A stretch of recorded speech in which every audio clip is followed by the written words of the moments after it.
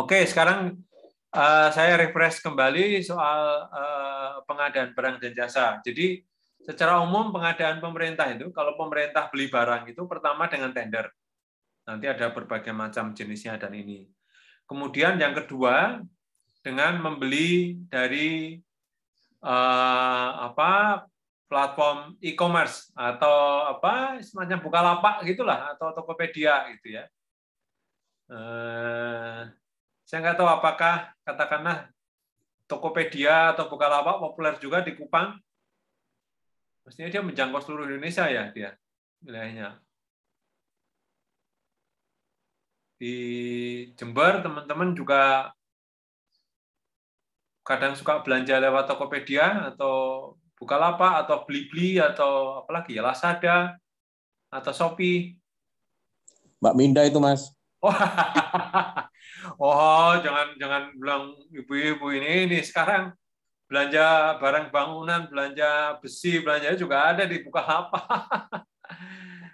Belanja semen juga ada di situ. Jadi semua barang ada dijual di situ. Nah, pemerintah juga membuat platform itu yang kemudian dikenal dengan e-katalog gitu ya. Selain kemudian juga dengan menunjuk langsung perusahaan, itu yang cara pemerintah melakukan belanja gitu ya. Jadi sebetulnya rekan-rekan juga kalau belanja menggunakan metode yang sama juga kan, kadang-kadang juga tidak disebut tender, tapi kan ngecek harga nih. Kalau mau perbaiki rumah atau renovasi bangunan kan ngecek nih, di toko A harganya semen berapa, toko B semennya lebih murah tapi besinya lebih mahal, kan? Di toko C semen dan besinya lebih murah tapi peralatan yang lain lebih mahal, kan kira-kira gitu kan sebetulnya. Tanpa sadar sudah melakukannya. Demikian juga pemerintah gitu ya. Pemerintah harus menggunakan itu. Nah, ini yang ini kan, jadi dari perencanaan itu kemudian pemerintah membuat persiapannya ini jadi ada dua, lewat mencari penyedia atau dikerjakan sendiri. Nah, dikerjakan sendiri itu yang namanya kemudian swakelola gitu ya. Nanti ada 4 tipe, 1, 2, 3, 4. Ini swakelola. Lalu kemudian kalau melalui penyedia itu ada pakai tender, ada pakai penunjukan langsung, atau katakanlah membelinya dari elektronik katalog, e-katalog namanya. Jadi Bukalapaknya pemerintah itu e-katalog gitu ya. Walaupun kemudian pemerintah juga bisa beli langsung dari Bukalapak juga, gitu, dimungkinkan. Nah, jadi ini sistem pengadaan barang dan jasa ya. Ada SPSE, ini seluruh sistemnya namanya, sistem pengadaan secara elektronik gitu ya.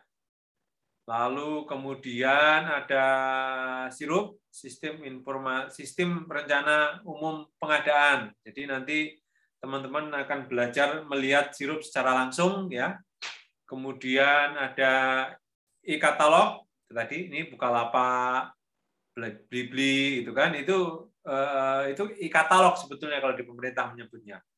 Katalog elektronik gitu ya. Kemudian ada SIKAP, sistem informasi kinerja penyedia. Nah, ini untuk mengetahui nih. Jadi kalau Mas Bambang punya CV ini dulu proyeknya kira-kira memuaskan apa tidak, gitu kan? Ada masalah apa enggak? Jadi ini akan semua tercantum, terrekod di dalam SIKAP ini, gitu ya. Nah, kalau swakelola itu ada tipe 1, 2, 3, 4. Jadi tipe 1 itu ini proyek yang direncanakan, dilaksanakan dan diawasi sendiri oleh kementerian, lembaga atau daerah penanggung jawab anggaran. Jadi misalnya Kabupaten Jember bikin seminar nih kan, bikin seminar dengan Megranker gitu ya. Jadi Megranker diundang saja. Loh, biasanya itu menggunakan swakelola gitu ya. Jadi yang buat rencana seminar Pemda, lalu kemudian yang melaksanakan panitianya Pemda, laporannya juga Pemda gitu ya. Ini kira-kira walaupun topiknya katakanlah buruh migran gitu ya, tapi ini model tipe swakelola. Tetapi kemudian ada juga tipe swakelola yang kedua gitu. Saya ambil contohnya Jember lagi nih. Jadi Kabupaten Jember ingin melakukan penelitian tentang buruh migran, manajemen pengelolaan, tata kelola buruh migran di Kabupaten Jember gitu ya. Penelitinya siapa? Penelitian dari Universitas Negeri Jember. Kalau nggak salah UNED kan PTN kan? Nah, kalau PTN itu kan sebagian pegawainya ASN, ya makanya kemudian dia nyebutnya swakelola. Jadi perencanaannya di Pemkab, pelaksananya Universitas Negeri Jember, pengawasnya dari Pemkab juga. Gitu. Itu tipe 2. Kalau tipe 3 ini katakanlah Pemkab Jember ingin memperbaiki tata kelola buruh migran ya di Kabupaten Jember gitu. Yang mengusulkan Migran Care, yang melaksanakan Migran Care juga gitu kan. Walaupun pengawasnya oleh Pemkab Jember. Jadi pelaksananya Migran Care gitu kan. Perencanaannya bisa Migran Care atau bisa direncanakan bersama dengan Pemkab gitu. Itu tipe 3 gitu. Kalau tipe 4 apa? Misalnya katakanlah Pemkab Jember ingin mengadopsi sebetulnya apa kalau teman-teman Migran Care itu Des Bumi ya? Desa apa? Saya lupa. Desa buruh migran, Mas. Desa buruh migran lah pokoknya yang ramah buruh migran atau katakanlah yang ini ya, yang mencegah trafficking dan segala macam gitu kan. Nah, yang mengusulkan Migran Care, kemudian pelaksananya Migran Care bersama masyarakat, bersama perangkat desa dan masyarakat di desa, pengawasnya juga masyarakat di desa tersebut. Nah, itu tipe 4. Jadi ada 4 tipe swakelola.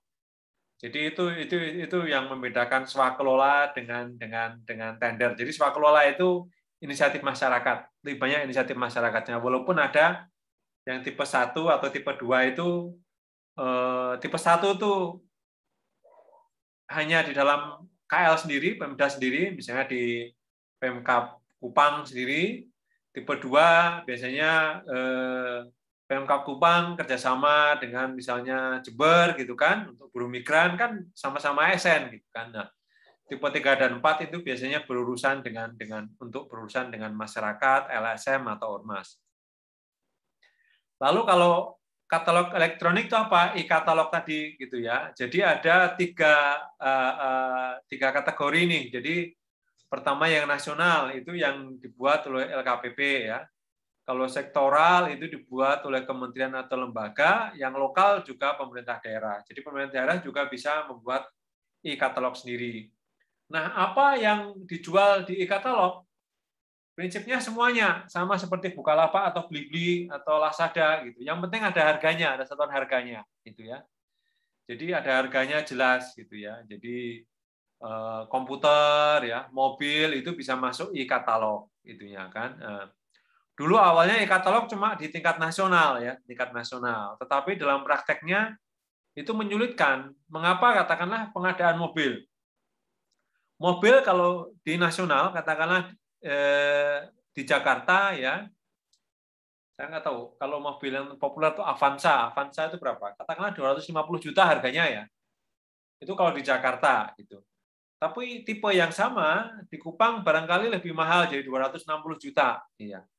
Mengapa? Karena ada faktor transportasinya kan, karena pabriknya ada di Jakarta, jadi dia dikapalkan sampai ke Kupang dan itu ada ongkosnya. Gitu ya. Nah, itu yang kemudian membuat katalog elektronik sulit diberlakukan secara nasional karena harganya ada variasi, terutama di berbagai daerah yang agak jauh dari pusat-pusat industri, gitu ya, sehingga kemudian harganya sulit untuk dibuat sama. Gitu. Ini yang membuat kemudian mendorong adanya katalog elektronik lokal, gitu ya. Sementara sektoral biasanya terkait kebutuhan spesifik ya. Misalnya kalau cari bibit bisa aja sih katalog elektronik nasional juga bisa, tapi kan nggak banyak yang pakai. Tapi kalau Kementerian Pertanian kan spesifik ada di situ semuanya. Nah, kira-kira seperti itu idenya. Itu kalau katalog elektronik. Nah, Jadi harap dibedakan antara platform transaksi dengan media ya. Media iklan ya. OLX itu media iklan. Ini di internasional ini juga ada nih, eBay, Alibaba, Amazon, ini platform-platform online ya, bukan cuma Bukalapak atau Tokopedia. Di internasional juga banyak pemain besar ya. Nah, ini dibuat berapa kategori, misalnya untuk personal ya, consumer to consumer, jadi konsumen menjual ke konsumen lain. Kemudian small business to konsumen, kemudian business to business, business to konsumen, atau kemudian business to consumer. Jadi ini yang di tingkat internasional.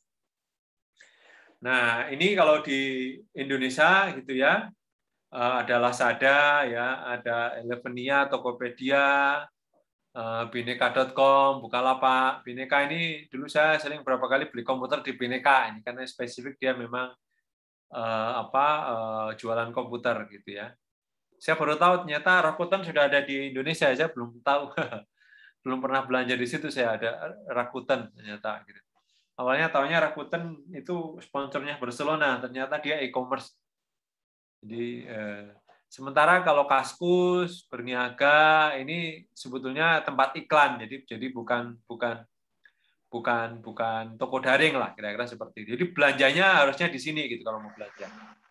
Mas, maaf Mas Ya. Danang, kalau soal Kaskus itu aku pernah sih itu beberapa kali Kaskus ya, itu berapa kali aku belanja, tapi yang militer Mas, atau soal tentang kemiliteran, jadi soal sejarah, soal apa itu ada di daringnya Kaskus Mas. Ya, tapi itu ini misalnya itu lebih ke konsumer ya. Iya, jadi orang jualan ngiklan di situ. Benar. Gitu. Betul, bayarnya betul, kan betul. langsung transfer ke rekeningnya pemilik. Iya, kan? benar Mas, benar. Nah, kalau Bukalapak kan kita transfernya ke rekening Bukalapak. Oh iya. Iya kan, Blibli rekening Blibli kan. Iya, benar Mas, benar. Malah kalau kita komplain itu nggak akan dibayar itu sama Blibli gitu kan, dibatalin sama Blibli. Kalau kita nggak terima barangnya. Nah, betul. Jadi itu modelnya bedanya. Kalau Kaskus, kalau Anda kecewa, susah itu kan. Ya, langsung kalau Kaskus kadang-kadang kan banyak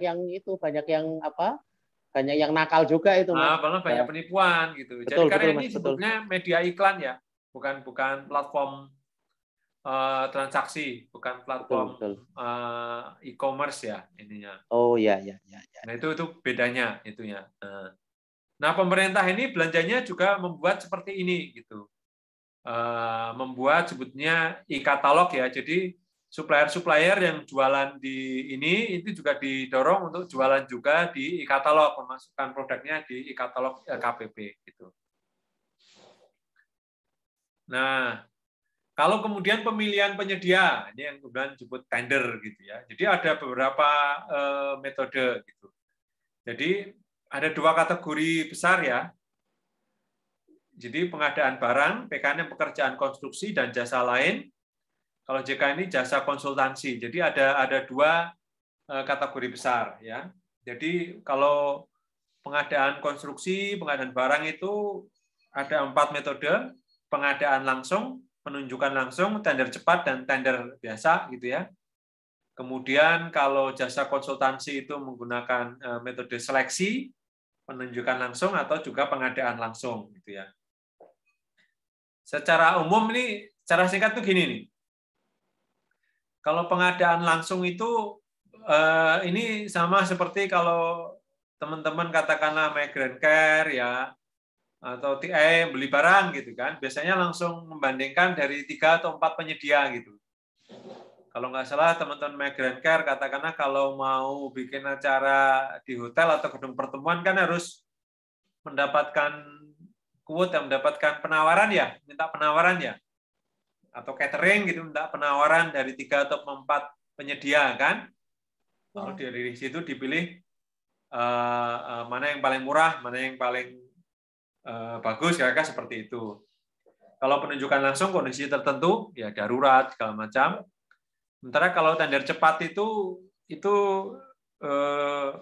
biasanya ketika harga satuannya sudah sangat jelas, gitu ya, langsung dan mencari harga yang lebih murah, yang paling murah gitu ya. Diselesaikan pada ya langsung di berapa supplier, kontraktor diundang bersama, langsung duduk online, itu langsung dimasukin harga saat itu juga. Jadi hanya dalam berapa jam itu langsung selesai tendernya. Kalau tender itu panjang, bisa berbagai metode. Nah, kalau tender itu pengadaan barang. Kalau untuk jasa konsultan namanya seleksi. Ini yang seleksi, jadi melakukan seleksi. Itu pengadaan jasa konsultan. Itu konsultan juga ada pengadaan langsung, ada juga penunjukan langsung juga. Penunjukan langsung seperti biasa itu kondisi darurat, kondisi yang spesifik ya. Kalau pengadaan langsung hanya membandingkan 2 apa 3 itu jasa perusahaan konsultan gitu ya. Itu yang menjadi sebetulnya cara pemerintah melakukan atau memilih penyedia barang dan jasa dan jasa konsultansi ya. Nah, ini tadi yang pemilihan ini barang, konstruksi dan jasa lain ya. E-purchasing itu menggunakan katalog elektronik tadi ya. Kalau pengadaan langsung itu sampai maksimal 200 juta, kemudian penunjukan langsung tadi itu. Ada konferensi mendadak, sifatnya rahasia untuk pertahanan gitu ya. Katakanlah satu kesatuan dengan konstruksi, jadi ada katakanlah membangun gedung, lalu kemudian sekalian juga dengan mengisi perabotnya, untuk membangun kantor segala macam, jadi gedungnya ditender, tapi kemudian pengadaan perabotnya menunjuk langsung, kira-kira seperti itu ya. Atau hanya ada satu pelaku usaha yang mampu, biasanya untuk pengadaan barang-barang yang khusus gitu ya. Kemudian juga bisa juga tender ulang yang gagal gitu kan. Jadi sampai diulang berapa kali lalu gagal ya itu bisa dimungkinkan penunjukan langsung. Walaupun kemudian perlu dicermati ya gagalnya kenapa gitu kan. Kadang-kala memang sengaja juga bisa digagalkan supaya bisa penunjukan langsung gitu ya. Nah, kalau tender cepat itu spek dan pekerjaan sudah jelas rinci gitu ya. Pelakunya, suppliernya juga sudah terdata di dalam SIKAP, Sistem Informasi Kinerja Penyedia, jadi pernah melakukan pekerjaan ini itu sudah jelas banyak gitu ya. Kemudian dengan tender biasa. Nah, kalau konsultasi tadi, seleksi tadi, itu untuk lebih dari 100 juta, pengadaan jasa konsultasi lebih dari 100 juta harus menggunakan seleksi. Pengadaan langsung itu kurang dari 100 juta. Pengadaan langsung itu ya tadi memilih 2 atau 3 perusahaan konsultan langsung melihat harga terendah. Kalau penunjukan langsung itu hanya ada 1 pelaku usaha yang mampu, pemegang hak cipta, gitu ya. Itu memang spesifik ya. Atau konsultan hukum, misalnya teman-teman Migrant Care menggugat Pemkab Jember ini. Karena katakanlah mengeluarkan peraturan yang memudahkan pelaku trafficking. Kan digugat Migrant Care ini Pemkab Jember harus segera ini kan, butuh jasa advokat. Tidak cukup mengandalkan dari bagian hukum atau dari kejaksaan. Nah, dia bisa merekrut menunjuk langsung konsultan hukum gitu ya, yang sifatnya segera ya. Atau membeli atau katakanlah Pemkab Jember katakanlah bekerja sama dengan Migrant Care untuk menyusun aturan soal trafficking gitu kan, pencegahan trafficking di desa A gitu kan. Nah, kemudian ada muncul desa B juga, nah, itu bisa langsung menunjuk langsung Migrant Care gitu ya.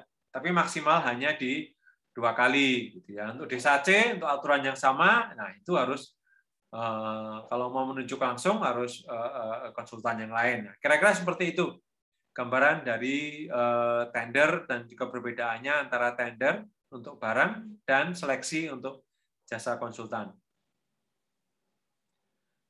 Itu secara umum ya metode pengadaan ya. Jadi kalau ada pertanyaan, ada sharing atau ada apa silakan langsung ya. Sebelum kita nanti coba melihat sendiri prosesnya. Iya, saya Mas, aku Bayu Mas dari Mas, aku mau tanya Mas, ini saya ingin ngomong terutama yang ini Mas, apa yang barang-barang yang yang sebelumnya ini Mas, PowerPoint yang sebelumnya ini soal Iya. pengadaan barang yang bersifat rahasia maupun Oh iya. bersifat rahasia, pertahanan negara dan segalanya. Nah, yang saya ingin katakan begini Mas, yang ini cerita saja bahwa kita kemarin itu kan pengadaan kapal perang dari perusahaan Belanda, galangan kapal Belanda yang namanya Damen itu, Damen Ya. atau Damen itu. Nah, ternyata ketika kita sudah digadang-gadang itu di berita nasional bahwa kapal perang yang kita buat itu adalah buatan dalam negeri. Ternyata setelah ditelusuri lagi, ternyata yang disebut dengan dalam negeri itu kita hanya kebagian 4-8% dari total keseluruhan. Nah, apakah itu sudah dianggap sudah bisa dikatakan ada semacam apa Mas? Korupsi itu apakah Indonesia atau pihak PT PAL melakukan korupsi atau pihak Damen yang melakukan korupsi? Begitu Mas. Ini yang lagi ramai sih kemarin itu kan. Jadi kemarin jadi seperti itu. Apakah dari total keseluruhan? Jadi saya nggak tahu 4% sampai 8% itu total per kapal atau total proyek Mas? Makasih begitu. Itu mesti ngecek aturan lain. Tapi pertama sebelum ke situ Mas. Pertama penunjukan langsung. Pertanyaannya mengapa memakai penunjukan langsung? Mengapa tidak melakukan tender gitu kan? Ya. Pengadaan langsung katakanlah ini kan speknya jelas gitu kan. Jelas. Jadi, Mas ya. Dan yang bikin kapal itu kan bisa banyak negara gitu ya. Betul Mas, betul. Selain Belanda, Korea juga jago bikin kapal. Korea, Belanda, Prancis ya semuanya. Jadi pabrik galangan kapal terbesar di dunia itu namanya Hyundai. Jadi Hyundai itu bukan cuma pabrik mobil, itu pembuat kapal terbesar di dunia saat ini. Iya. Sama pabrik baja Mas kalau Hyundai. Iya. Mereka nggak punya tambang besinya, nggak punya biji besi, tapi membuat kapal terbesar di dunia. Nah, itu kan Hyundai. Betul, Mas. Itu kan? Iya. Betul. Atau Amerika apalagi kan? Iya, kalau Amerika. Perang kayak apa ya? Mau dari yang kapal kecil sampai kapal selam, kan lagi heboh kan? Australia beli kapal dari Amerika, Prancis ini lagi rame itu. Prancis marah-marah. Nah, itu pertanyaannya. Mengapa penunjukan langsung? Satu. Kemudian yang kedua, yang kedua itu ada jadi pengadaan barang dan jasa itu prinsipnya memang harus mengutamakan kandungan TKDN ya. TKDN-nya berapa persen ya, komponen dalam negeri. Ya. Nah, kalau kemudian katakanlah PT PAL kerjasama dengan perusahaan di Belanda gitu kan, dan ternyata cuma kontribusinya kecil, ya itu menjadi pertanyaan gitu kan, TKDN-nya kalau cuma 5-10% nggak ada TKDN namanya itu. Iya, nggak ada memang Mas, nggak ada. Bicara 60-80%. Betul Mas, betul. Minimal 50 kalau saya tidak salah Mas. Minimal 50%. Ada aturannya kok. Nanti saya cek lagi ya, Mbak ya. Nanti saya cek lagi. Saya harus buka ini perpresnya nanti kan. Jadi memang ada kewajiban TKDN itu mengutamakan memang dalam negeri. Tetapi itu tadi kan, globalisasi itu membuat kemudian itu dengan mudah itu di perusahaan Belanda bisa bikin anaknya di Indonesia, gitu kan? Betul Mas, betul. Nah, anaknya kerjasama dengan PT PAL itu tiba-tiba jadi perusahaan Indonesia itu, walaupun kemudian ujung-ujungnya itu ya Belanda juga gitu. Tapi sekali lagi yang begini-begini ini kan sebetulnya ada sesuatu yang mencurigakan nih kan, ada sesuatu yang mencurigakan. Tapi ini indikasi awal ya. Iya. Ya siapa tahu yang namanya mungkin yang panitia pengadaannya itu kan pejabat pembuat komitmennya atau pengguna anggarannya ini kan taunya cuma perang gitu kan, nggak ngerti soal baca-baca. Kalau baca pasal ini kan harusnya diskusilah sama teman-teman migrant care gitu kan. Harusnya diskusi dulu kan, bukan karena disebut latihan perang kan, ya mungkin nggak sempat gitu kan. Siapa tahu kan. Tapi memang yang seperti itu sih ada sesuatunya gitu ya. Itu yang memang di catatan kita. Di balik sebetulnya pelanggaran prosedur itu kalau ada sesuatu yang dilanggar itu ada sesuatu yang hendak didapat. Itu kira-kira mengapa kita perlu mengerti sebetulnya prinsip-prinsip umum soal pengadaan barang dan jasa ya. Terutama dari sini. Oke Mas, itu kalau misalkan ya ini karena kemudian apakah kalau hal-hal yang sangat spesifik seperti barang-barang pertahanan keamanan itu, apakah kita masyarakat juga berhak tahu, Mas? Mestinya berhak tahu kan. Berhak tahu. Kalau kita nggak tahu juga bisa dicek di website. Jadi di dunia itu ada majalah namanya kayak Jane's Defense Review. Oh ya, Jane's Defense ya, Mas. Ya. Atau ya, lembaga penelitian SIPRI yang di Stockholm, media itu SIPRI, Mas. Dokumentasi. Gitu. Jadi mana ada sih di muka bumi yang tertutup sekarang ini, gitu kan? Ya nggak ada sih, Mas. Iya. Australia mau beli barang aja seluruh dunia tahu. Apalagi beli kapal buat kapal. Iya, Mas. Nah, itu teknologinya nggak main-main lah kalau nuklir gitu kan. Betul, katanya mesinnya nuklir, kapal selam bermesin nuklir. Tapi kan ketakutan yang lain bukan cuma mesinnya, senjatanya juga bisa nuklir kan gitu. Isiannya itu, Mas. Ya maksudnya sulit sekarang mengatakan bahwa ini katakanlah rahasia itu menjadi ya diketahui seluruh dunia kalau kita ini ya mengatakan itu masih rahasia gitu ya. Karena trennya menjadi sangat, kecuali kita ini ya katakanlah misalnya pengadaan oleh kalau mau perang gitu kayak KKB gitu kan, beli AK-47 ya itu nggak ada yang tahu, bukan nggak ada yang tahu sih, tapi kan ada pasarnya juga, pedagang-pedagang senjata gitu. Pedagang-pedagang gelap senjata ya, Mas, malah lebih besar itu. Oke, itu kira-kira itu ya. Jadi Mas dapat mainan baru nih, langsung memahami pengadaan senjata dari sini. Tertarik, Mas, soalnya Mas, soalnya dari dulu ya gara-gara Kaskus itu, Mas. Gara-gara Kaskus di forum militer. Itu yang saya kira pentingnya kita memahami ini ya, soal belanja pemerintah gitu ya. Iya. Bagaimana belanja itu dilakukan, karena ada persyaratannya. Jadi saya tertarik juga dengan PBJ ini secara umum karena ternyata baru di Kaskus saya juga tahu bahwa tank Scorpion yang kecil itu ternyata seharga tank utama, Mas. Jadi tank ringan seharga tank utama, dan itu kalau nggak salah yang pegang keluarga Cendana juga. Oh iya, makanya karena terlalu banyak propernya itulah ini kan. Iya, Mas. Iya. Ya kayak Mas Bayu kalau beli bayam di petaninya kan harganya lebih murah toh daripada beli betul, Mas. Pasar gitu kan, apalagi pasar betul, itu. Mas. Oh iya. Kan lewat berapa ini kan. Nah, tapi kalau nah kita masuk ke ini. Jadi sebetulnya bagaimana sih mengevaluasi penawaran gitu kan? Nah, apakah pemerintah harus beli yang paling murah? Ternyata enggak, gitu ya. Jadi ada beberapa metode untuk pemerintah mengambil keputusan. Jadi bukan hanya harga yang paling murah, gitu ya. Itu yang seringkali banyak teman-teman ini tergesa-gesa. Wah, ini harganya paling mahal, rugi negara. Belum tentu. Karena kemudian ada sistem nilai istilahnya kan. Sistem nilai itu yang dihitung bukan cuma harga, tapi juga soal teknisnya, gitu kan. Ini yang saya kira penting, gitu ya. Misalnya, gitu kan, beli mobil, gitu ya. Kalau beli mobil, misalnya merek katakanlah Cina yang sekarang ini, gitu ya.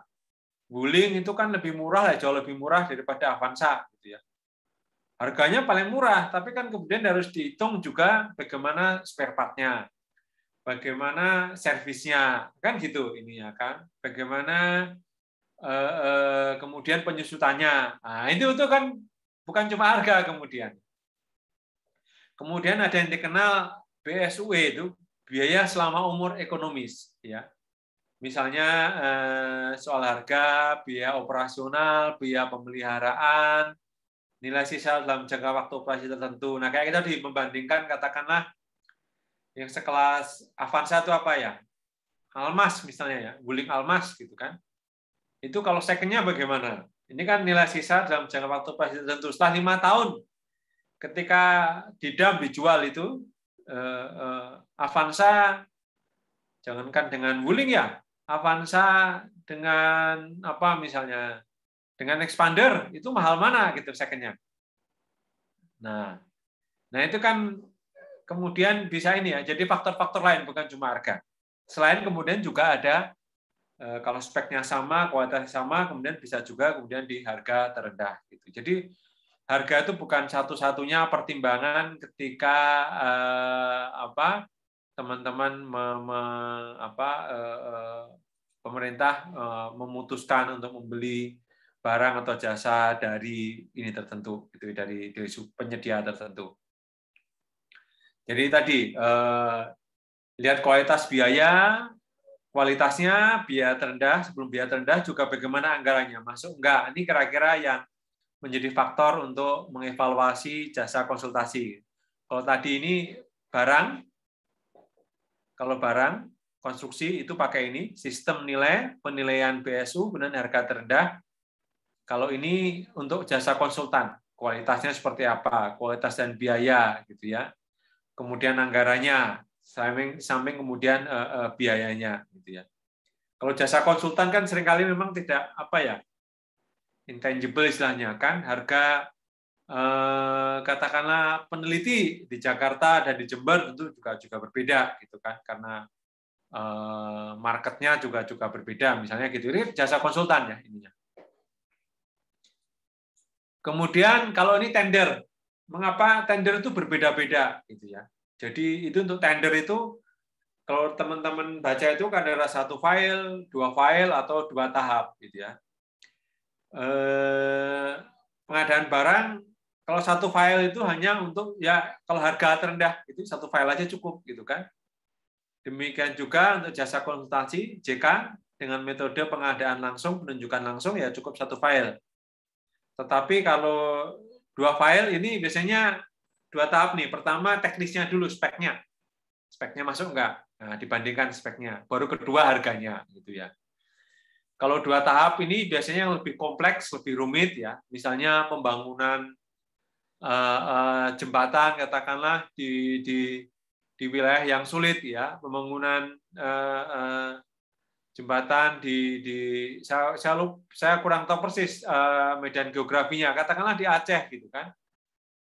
Ada yang menggunakan metode dicor, ada yang menggunakan metode besi yang terbaru atau apa. Nah, itu kan yang pertama dinilai adalah spesifikasi teknis dan metodenya atau teknologinya. Yang kemudian yang kedua baru kemudian spek dan harganya. Nah, kira-kira seperti itu ini. Jadi ada beragam metode yang berbeda-beda gitu ya. Nah, kalau pengadaan langsung ini tadi pembayaran menggunakan kwitansi gitu ya.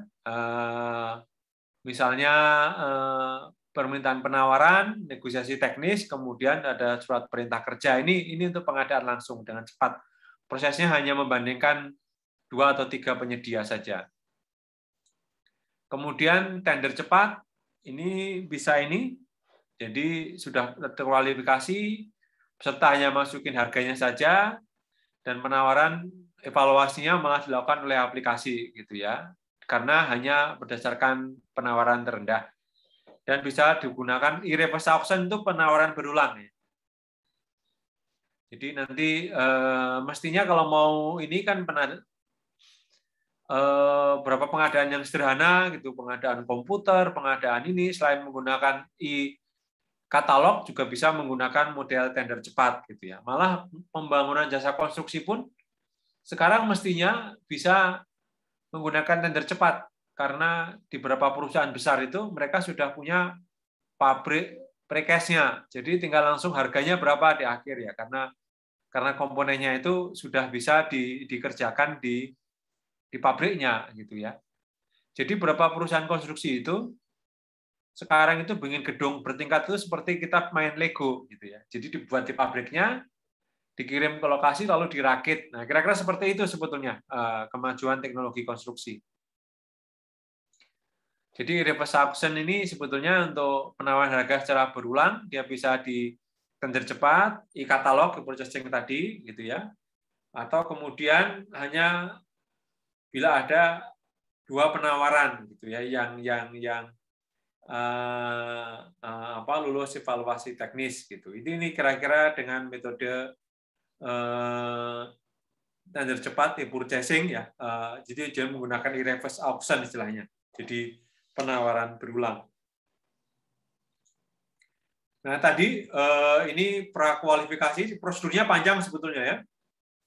Jadi pengumuman dulu, kemudian pendaftaran ya, kemudian pemberian penjelasan atau unwishing istilahnya, penyampaian dokumen prakualifikasi, evaluasi, sampai kemudian masa sanggah gitu ya. Lalu itu prakualifikasi. Kalau sudah lolos kualifikasi baru tender atau seleksi, ada undangan, pendaftaran, dan seterusnya sampai kemudian ada sanggah dan sanggah banding. Jadi kalau nggak terima mengapa perusahaan saya kalah gitu, itu bisa melakukan upaya sanggah gitu ya. Itu yang dimungkinkan dari tender ini. Kemudian kalau tadi prakualifikasi, terutama prakualifikasi itu sebetulnya yang 2 tahap tadi. Kemudian pasca kualifikasi itu berikutnya setelah lolos, ini kemudian ada pengumuman undangan, kemudian penyampaian dokumen penawaran, evaluasi, sampai kemudian sanggah dan sanggah banding. Jadi setelah penetapan pengumuman. Jadi ada pra dan pasca kualifikasi gitu. Nah, kalau metodenya dengan pra kualifikasi total itu membutuhkan 39 hari kerja untuk tender dari pengumuman sampai selesai, 39 hari kerja. Ditambah mundur lagi 28 hari untuk penentuan HPS, harga perkiraan sendiri. Jadi Anda bayangkan kalau proyeknya pembangunan jembatan yang rumit, itu paling tidak 28, katakanlah tambah 40, mungkin kira-kira kalau lancar, itu mungkin hampir 2,5 bulan atau sampai 3 bulan itu proses tendernya. Gitu ya, proses tendernya. Ya. Kalau lancar ya. Kalau nggak ada yang sanggah, nggak ada yang ini gitu ya. Kalau ada sanggah lebih lama lagi itu karena harganya jadi waktunya jadi waktu yang maksimal gitu ya. Walaupun kemudian juga bisa kalau sanggah nggak ada yang nyanggah, ini mungkin bisa dipangkas lagi gitu ya. Mungkin bisa lebih cepat, mungkin 1 bulan selesai. Tapi itu kan asumsinya kalau nggak ada yang nyanggah berarti semua happy dong. Jadi tendernya sudah dikonsolidasi berarti kan, itu malah jadi pertanyaan kalau nggak ada yang menyanggah gitu ya. Kalau nggak ada yang protes gitu ya. Nanti teman-teman bisa cerita banyak yang protes nggak di tender-tender pemerintah itu ya. Kemudian kalau pasca kualifikasi gitu ya, ini total butuh waktu 24 hari gitu. Lagi-lagi dengan asumsi ini semua sanggah dan sanggahnya tidak berlarut-larut gitu ya. Kalau kemudian yang kalah kemudian lapor ke inspektorat, lapor ke apalagi sampai ke penegak hukum, wah bisa lebih lama lagi. Itu yang seringkali membuat kemudian tendernya berlarut-larut, sehingga sampai kemudian seringkali terjadi sampai akhir tahun anggaran belum ketemu pemenangnya, gitu. Sehingga kemudian tendernya gagal. Nah, itu kira-kira gambaran umum, ini refreshment tentang metode tender gitu. Sebelum nanti rekan-rekan melihat langsung sebetulnya bagaimana tender itu dilakukan ya. Nah, lalu bagaimana pola korupsi dan praktek-praktek pelanggaran dalam tender gitu ya. Pertama itu tadi yang saya bilang tadi, kalau nggak ada yang nyanggah, tendernya cepat, jangan-jangan ada dugaan arisan itu kan. Jadi semua sudah diatur sehingga kemudian tendernya mulus gitu kan. Nah, itu yang seringkali memang banyak ya dilakukan ya. Ada pembagian proyek di internal asosiasi gitu ya. Ini yang seringkali menjadi concern karena kemudian tender itu sering tidak menjamin sebetulnya yang menang itu adalah peserta atau karena penyedia dengan yang paling bagus kualifikasinya. Karena kalau tendernya bisa diatur, arisannya bisa dibikin arisan, ya yang menang itu bukan yang paling baik, tapi sudah diatur sebelumnya, itu jadi catatan. Kemudian praktek lainnya itu HPS-nya seringkali dibuat terlalu tinggi. Nah, jadi sudah menjadi rahasia umum dulu ya. Saya nggak tahu sekarang ya. konstruksi itu rata-rata ini semua ongkos realnya cuma 60-70% gitu. 70% itu perusahaan kontraktornya itu sebenarnya sudah untung. Dan 30% itu apa kemudian? Ya untuk itulah dibagi ke sana kemari. Kira-kira seperti itu. Itu yang banyak. Jadi mulainya bukan dari tendernya, tapi justru sejak awal ketika penetapan harga perkiraan sendirinya. Gitu. Belum lagi kemudian ada praktek pinjam bendera. Jadi meminjam atau menggunakan perusahaan milik orang lain ya untuk memenuhi syarat tender. Itu kira-kira yang apa banyak terjadi gitu ya. Kemudian ada daftar hitam. Ada perusahaan yang di blacklist di Kabupaten Kupang gitu ya. Dia bisa ikut tender di Kabupaten Jember kan. Nah, kalau nggak dilaporin kontraktor yang lain atau migran kerja nggak awas ya bisa menang gitu kan. Padahal dia masuk daftar hitam di kabupaten lain gitu ya. Atau seringkali kemudian ada kasus proyeknya nggak selesai. Proyek nggak selesai ditinggal gitu kan. Ditinggal sama kontraktornya. Nah, itu juga jadi masalah. Atau praktek-praktek lain pengurangan kualitas gitu ya. Harusnya besinya 4 atau 5 untuk ini ternyata besinya dikurangi atau diameternya dipilih yang lebih kecil gitu ya. Kemudian pemaketan proyek atau spesifikasinya mengarah pada kontraktor atau perusahaan tertentu. Atau juga banyak terjadi pengaturan tender sebetulnya, pengaturan tender. Jadi ini sudah banyak terjadi ya. Banyak perusahaan itu banyak pengusaha itu memiliki beberapa perusahaan. Jadi dia punya 1, 2, 3, 4 perusahaan berbeda gitu ya. Nah, yang jadi masalah kalau dia punya perusahaan A, B, C, D gitu. Dia pakai A dan B untuk tender proyek yang sama. Ini pelanggaran konflik kepentingan. Ini banyak terjadi gitu ya. Atau dia pakai A dan D ya untuk tender gitu. Walaupun kemudian di A dia direktur, di D dia komisaris, padahal intinya ya itu perusahaan milik dia gitu kan. Itu yang sering kali terjadi. Nah, nanti kita akan belajar sebetulnya menelusuri kepemilikan perusahaan. Jadi terutama untuk konstruksi itu mereka wajib transparan, jadi kemudian ketahuan siapa pemiliknya. Nanti teman-teman akan telusuri di situs LPJK, nanti akan saya bantu satu persatu share gitu ya, bagaimana menelusuri sebetulnya pelanggaran-pelanggaran yang terjadi di dalam tender. Nah, saya kira sampai di sini dulu gitu ya. Ini ada tugas kelompok gitu ya. Nanti teman-teman akan diskusi di masing-masing area ini ya. Nanti kira-kira dicari perusahaan apa yang katakanlah pengadaan apa yang berisiko tinggi gitu ya. Ada nggak catatan atau komplain dari masyarakat ya. Kemudian kita cek prosedur tendernya, proses tendernya, bagaimana tender dilakukan, siapa aja pesertanya, siapa pemenangnya, kemudian ada nggak relasi dengan politik gitu. Ini kira-kira tugas kelompoknya. Nanti kita akan diskusi di masing-masing kelompok.